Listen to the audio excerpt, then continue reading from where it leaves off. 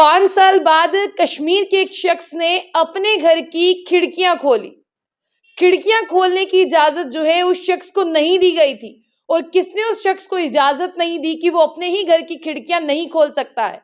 ये व्यक्ति कश्मीर का रहने वाला है और इस व्यक्ति को जो है वो कोर्ट ने ये इजाजत नहीं दी थी कि अपने घर की खिड़कियां खोल सके।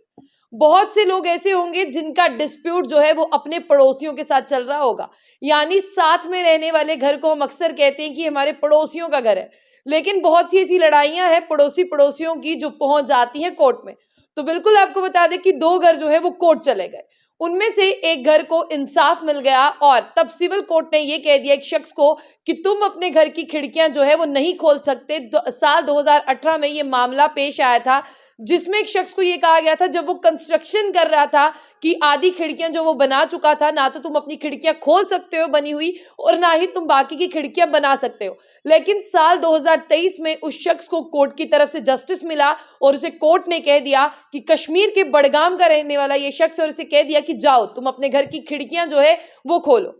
हालांकि हुआ क्या था, 2 पड़ोसियों की आपस में लड़ाई हुई। एक पड़ोसी जो है कंस्ट्रक्शन कर रहा था और दूसरा पड़ोसी कंस्ट्रक्शन कर चुका था। जब उसने खिड़कियां बनाई तब एक पड़ोसी जो है वो कोर्ट चला गया। उसने कहा कि अगर ये खिड़कियां खोलता है या खिड़कियां बनाता है उससे मेरे घर की प्राइवेसी जो है वो लीक होगी और इससे मेरे घर में जो बहू बेटियां हैं उन पर अच्छे असरात नहीं पड़ेंगे। तो सिविल कोर्ट में जिस शख्स के खिलाफ पिटीशन दायर की गई थी, उस दिन उस शख्स को कुछ अपने घर का काम था तो वो पहुंच नहीं पाया, अपनी दलील रख नहीं पाया।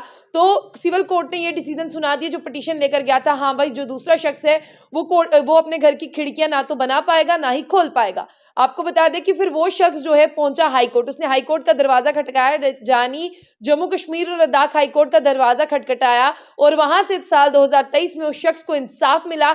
आपको बता दें कि इंसाफ के तौर पर ऐसा कहा गया कि तुम अपनी कंस्ट्रक्शन पर कुछ भी बना सकते हो, तुम अपनी कंस्ट्रक्शन पर खिड़कियां भी बना सकते हो, अपनी खिड़कियां खोल भी सकते हो। अगर तुम्हारे पड़ोसी को तुमसे खतरा है, या तो वो दीवार ऊंची करवा ले, या तो वो अपनी खिड़कियों पर पर्दा लगवा ले, या तो वो अपने घर की बहू बेटियों को कह दे कि उस तरफ ना आओ, या तो वो अपनी खिड़कियों को बंद रखे। लेकिन तुम्हारा बिल्कुल हक है, तुम अपनी जमीन पर कुछ भी बना सकते हो। हाँ, लेकिन कोर्ट ने उसे ये कहा कि तुम अपना घर उस तरह से डिजाइन नहीं करोगे क्योंकि कश्मीर में बर्फबारी होती है कि तुम्हारे घर की छत पर जो बर्फ पड़े वो तुम्हारे पड़ोसी के घर पर चली जाए, तुम्हारे घर पर जो बारिश का पानी होता है वो तुम्हारे पड़ोसी को नुकसान दे। तुम ऐसा मत करना कि तुम जितनी भी पाइप्स होंगी यानी ड्रेनेज पाइप्स होंगी वो सारी अपने पड़ोसी के घर की ओर कर दो। तो कोर्ट ने कहा कि ऐसे में हम भी तुम्हें जो है इंसाफ नहीं दे पाएंगे।